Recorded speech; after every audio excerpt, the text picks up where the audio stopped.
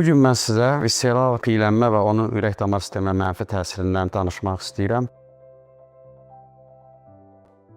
Əvvəla onu qeyd edim ki, orqanizmimizdə əsasən iki cür piy toxuması vardır. Dərialtı piy və visceral piy. Dərialtı piy dəri altında yerləşən piydir, zərərli deyildir. Visceral piy və yaxud da daxili piy, bu isə bizim daxilimizdə, daxili orqanlarda, onların ətrafında, məsəl üçün qaraciyərdə, mədaltı vəzidə, ürək, böyrəklərin ətrafında, damarların ətrafında yerləşən piydir. Bunun normadan çox olması visceral piylənmə adlanır. Visceral piylənməsi olan insanlarda adətən qarın böyük olur. Ona görə də bəzən bu cür piylənmə, abdominal piylənmə və yaxud da qarın tipli piylənmə də deyilir. Ancaq bəzən nəzərə çarpan artıq çəki və qarın olmasa belə visceral piylənmə ola bilər. Bu xüsusən də triqliseridləri yüksək, yaxşı xolesterin dediyimiz HDL xolesterinin səviyyəsinin aşağı olması, insulinə rezistentliyi, diabet önü və diabeti olan insanlarda çəkinin normal olmasına baxmayaraq visceral piylənmə ola bilər. Kimlərdə visceral piylənmə çox rast gəlinir? Çoxlu qida qəbul edənlərdə, xüsusən də sadə karbohidratlarla, məsələn, məmulatları, şəkərli qidalarla, zəngin qidaları çox qəbul edən, xüsusən də bu cür qidaları gec saatlarda qəbul edənlər, az hərəkət eləyənlərdə, gec saatlarda və az yatan insanlarda, xroniki stresi çox olan insanlarda visceral piylənmə riski yüksək olur. Qeyd etdiyimiz kimi, dərialtı piydən fərqli olaraq visceral piy aktiv piydir. Yəni, o endokrin orqan hesab olunur. O çoxlu miqdarda həm yerli təsir edən, həm ümumi təsir edən bioloji aktiv maddələr, hormonlar, insulin rezistentliyi, bədəndə xroniki iltihab yaradan, təzyiqi yüksəldən maddələr ifraz edir. Visceral piylənməsi olan insanlarda demək olar ki, hamısında insulinə rezistentlik olur. İnsana rezistentlik isə öz növbəsində visceral piylənməni daha da artırır, bədəndə baş vermiş mübadilə pozğunluğunu daha da dərinləşdirir, nəticədə qüsurlu dövran baş vermiş olur. Bu cür insanlarda çox vaxtı yağ mübadiləsi də pozulmuş olur. Yəni dislipidemiya, aterogen dislipidemiya dediyimiz hal baş verir. Yəni bu nədir? Bu cür insanlarda çox vaxt triqliserid yüksəkliyi olur, yaxşı xolesterin dediyimiz HDL xolesterin səviyyəsi aşağı olur, pis xolesterin dediyimiz LDL xolesterin səviyyəsi yüksəlmiş olur, bəzən də yüksəlməyə də bilər.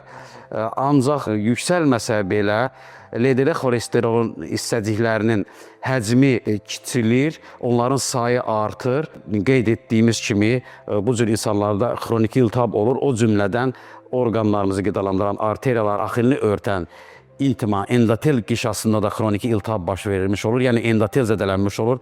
Bu cür iltihablaşmış, zədələnmiş damar divarına, endotelin altına bu kiçik, yəni aterogen, kiçik ölçülü xolesterin, pis xolesterin hissəcikləri asanlıqla daxil ola bilir və damar divarında toplanır. Nəticədə damar divarı sərtləşir, yəni ateroskleroz inkişaf edir, get-gedə damarın mənfəzi daralır və hətta tamamilə tutulub müxtəlif orqanlarda işemiya, infarkta, insulta səbəb ola bilər. Bundan başqa, yuxarıda göstərdiyimiz visceral piyin ifraz elədiyi zərərli maddələrin təsiri nəticəsində əzik yüksəlir, şəkərli diabet əmələ gəlir, böyrək zədələnir, ürək çatışmazlığı, xüsusən də atın fraksiyası qorunmuş ürək çatışmazlığı, müxtəlif növ aritmiyalar əmələ gələ bilər. Bəs biz necə bilərik ki, bizdə visceral piylənmə var? Bunun müxtəlif instrumental müayinələrlə, məsəl üçün, kompüter tomoqrafiyası, MRT müayinəsi vasitəsilə visceral piy miqdarını ölçmək olar. Ancaq bu hər vaxt əlçatan olmur. Ona görə də məişət şəraitində sadə üsul, köbək səviyyəsində bel çevrəmizi ölçməklə visceral piyin olub-olması haqqında fikir yürüdə bilərik. Əgər bu ölçü kişilərdə 102 sm-dən, qadınlarda 88 sm-dən çoxdursa, visceral piylənmə olmasından xəbər verir. İdealda bu ölçünün kişilərdə 94 sm-dən, qadınlarda 80 sm-dən aşağı olması məsləhətdir. Biz bu yaranmış ayrı-ayrı patoloji hallarla, yəni təzyiq yüksəkliyi, qanda şəkər səviyyəsinin yüksək olması, xolesterin səviyyəsinin yüksək olması ilə bunlara təsir edən dərman vasitələri təhlil etməklə mübarizə aparırıq. Bunlar lazımdır, çox vaxt effekt verir, risklərimizi azaldır. Ancaq visceral piyə təsir etməşək olduğu kimi qalsa, arxa planda səssiz öz işini davam etdirir. Ona görə də biz mütləq visceral piyələnməklə mübarizə aparmalıyıq. Bunun üçün çox vaxtı sağlam həyat tərzi yetərli olur. Sağlam həyat tərzi dedikdə biz qidalanmamıza diqqət etməliyik. Yəni, qida rasionumuzdan sadə karbohidratlar, yəni un məmulatlarını, şəkərli qidaları minimuma endirməliyik. Hərəkətimizi artırmalıyıq. Gün ərzində minimum 30-40 dəqiqə orta intensivli bir hərəkət çox vaxt yetərli olur. Yuxumuzu normallaşdırmalıyıq. Maksimum stressdən uzaq durmalıyıq. Çox vaxt qeyd etdiyimiz kimi bu sağlam həyat tərzi yetərli olur. İdeal çəki əldə etməsək belə çox vaxt mübadilə pozğunluqlarında yaşlığa doğru dəyişikliklər olur. Sağlam həyat tərzi effekt vermədikdə visceral piyələnməyə təsir edən həkimin nəzarəti ilə müəyyən dərmanlar var ki, onları təyin etmək olar.